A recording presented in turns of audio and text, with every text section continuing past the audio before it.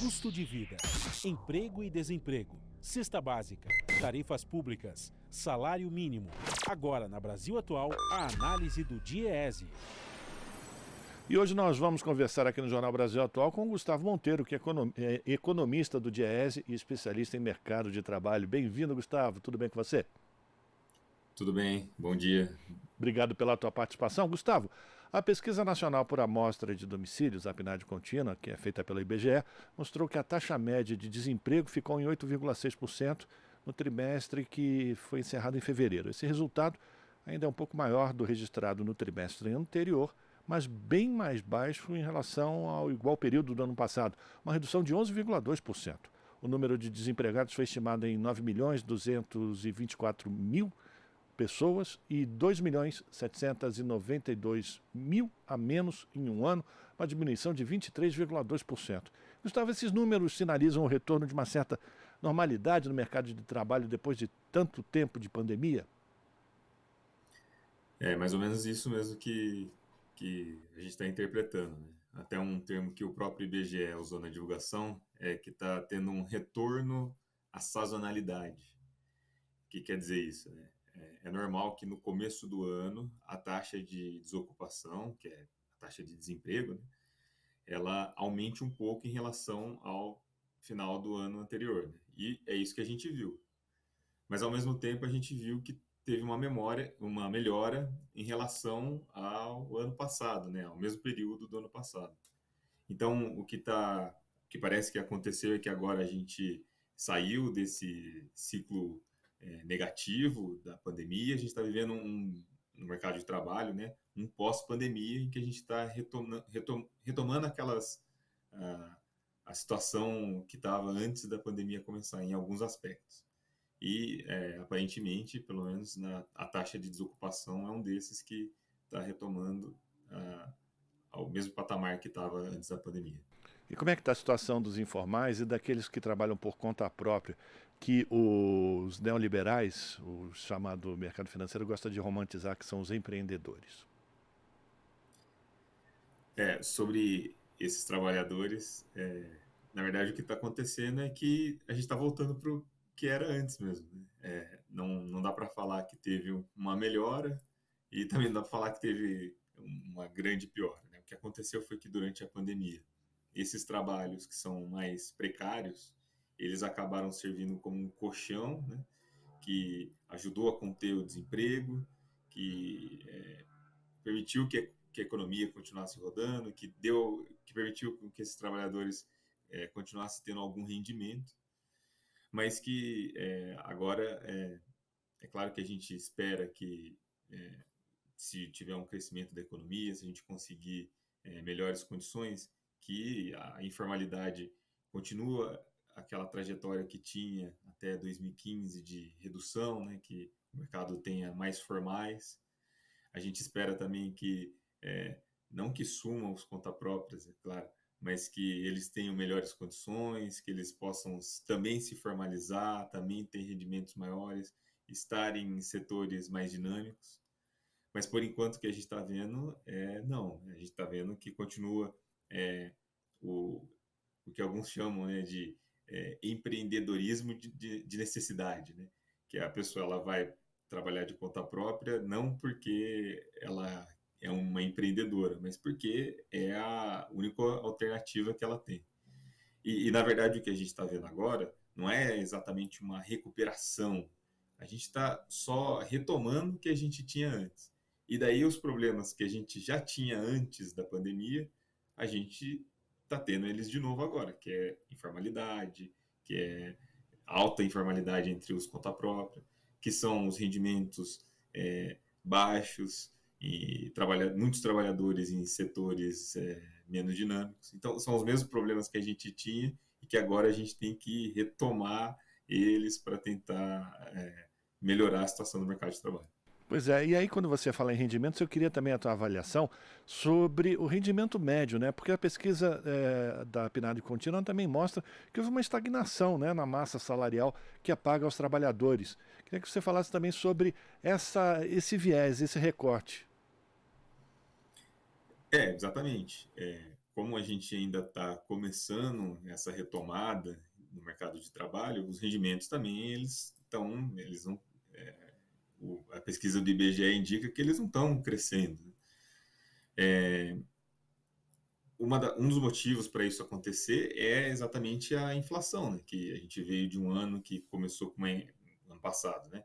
A inflação ela estava muito alta e daí ela foi caindo ao longo do ano, devido a várias medidas que foram tomadas, mas que agora a gente está tendo o impacto dessas medidas, porque a gente também, a inflação esse ano tende a não subir tanto, né, a continuar no mesmo patamar, mas não é um patamar tão baixo assim.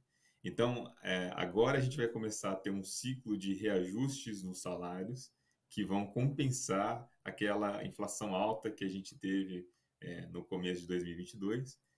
Então, é possível que agora tenha alguma retomada do rendimento médio dos trabalhadores. Mas por conta disso, assim, por conta de como a inflação foi acontecendo no ano passado. Mas realmente, assim, é difícil mesmo essa retomada do rendimento médio sem uma retomada do mercado de trabalho, sem uma retomada forte da atividade econômica. O que a gente precisa é disso, retomar o crescimento da atividade econômica. E daí, com a queda do desemprego, os trabalhadores vão ter poder de barganha para negociar salários melhores, para aqueles trabalhadores que estiverem sendo admitidos terem rendimento maior. Então, a gente precisa ter essa retomada da economia mesmo para conseguir ter uma retomada também do crescimento do rendimento. A gente está conversando com o Gustavo Monteiro, que é economista do Diese, que também é especialista em mercado de trabalho, fazendo uma avaliação da última pesquisa da PNAD contínua feita pelo IBGE, mostrando que a taxa média de desemprego ficou estável em 8,6% no trimestre, que foi encerrado em fevereiro. Agora, Gustavo, pelo que você contou aqui para a gente até agora, isso demonstra mais uma vez que é preciso rever as reformas, enfim, o que foi feito com a regulamentação do mercado de trabalho no Brasil a partir do governo Temer, porque a promessa que era feita é que a desregulamentação produziria mais postos de trabalho e a realidade mostrou que isso não é verdade. E eu queria também uma avaliação tua, você disse também, tendo uma retomada do mercado de trabalho, os trabalhadores vão poder negociar com seus patrões de uma maneira melhor. Mas isso também não é verdade se não for feito em conjunto. Se for a negociação individual, provavelmente os trabalhadores não vão conseguir ganhar muita coisa, né?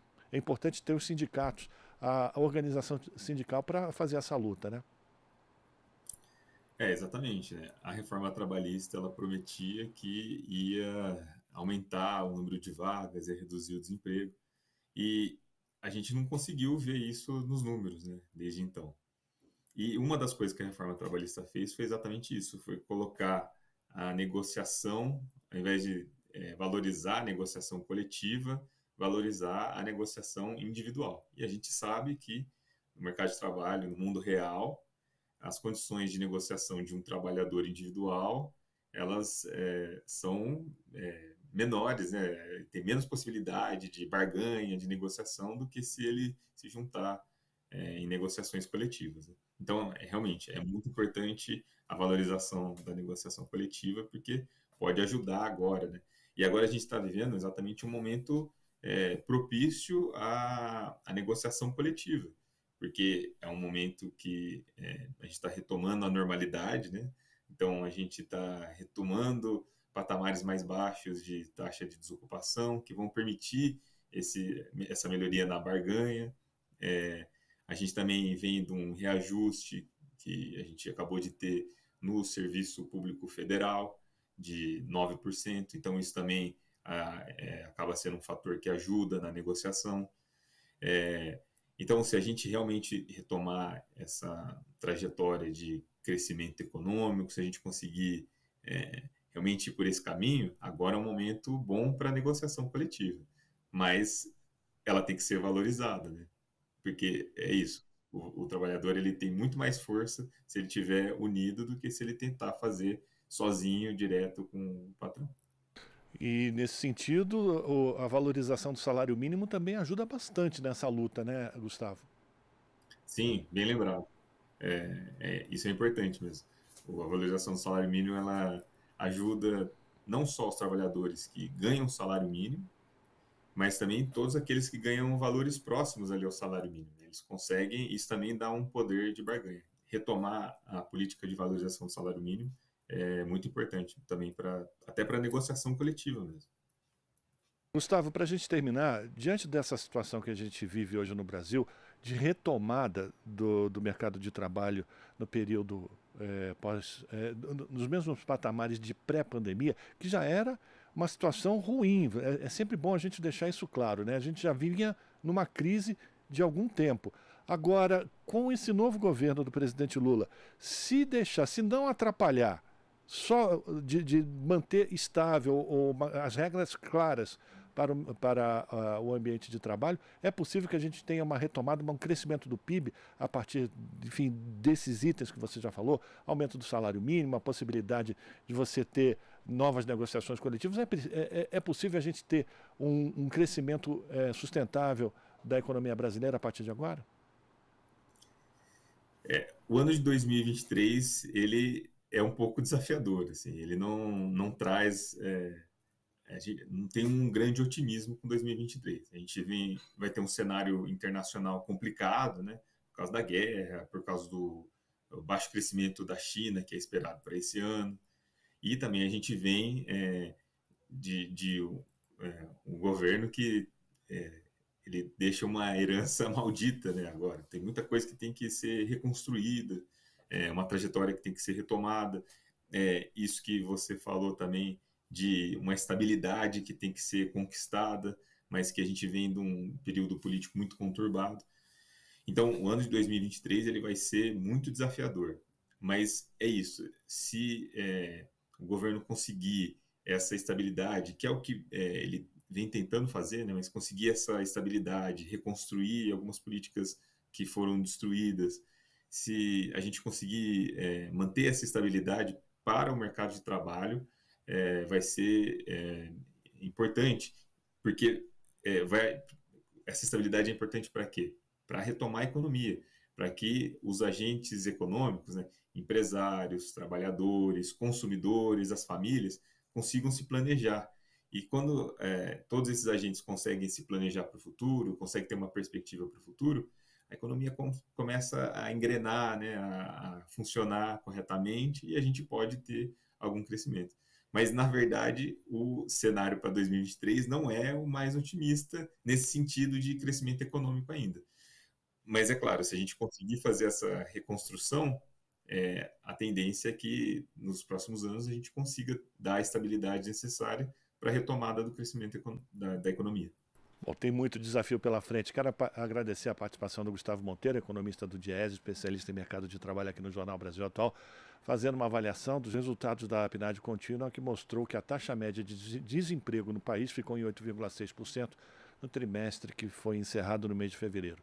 Gustavo, muito obrigado pela tua participação, um forte abraço para você e a gente volta a se falar. Conversamos com o Gustavo Monteiro, aqui no Jornal Brasil Atual. Você está ouvindo Jornal Brasil Atual. As notícias que os outros não dão.